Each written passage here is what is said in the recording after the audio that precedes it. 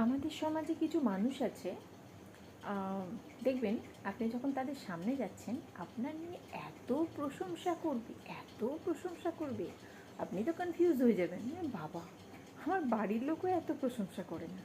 কিন্তু এই মানুষগুলোরই যখন আপনি একটু পিছনে যাবেন, ঠিক যতটা প্রশংসা করেছিল আপনার, ঠিক তার ততটাই নিন্দা করবে। তাই আমি বলবো এই মানুষগুলোর থেকে একটু অ্যাটিটিউড নিয়ে থাকুন, যাতে আপনাকে এই ডবল চেহারা দেখতে না হয়। তাহলে এরা আপনার সামনে এত প্রশংসা করতে পারবে না, আর পিছনে কি বললো, কি এসে গেল।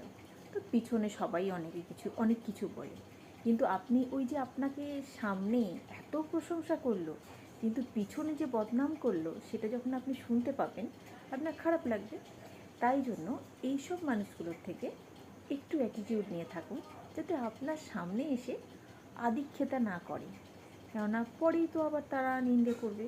তাই এদের এই সুযোগটা দেবেন না, একটু অ্যাটিটিউড দেখিয়ে থাকবেন এদের, দেখবেন ভালো আছেন। পিছনে তো বলবেই কি এসে গেল। কি বলেন আপনারা? আমি সত্যি বলছি তো?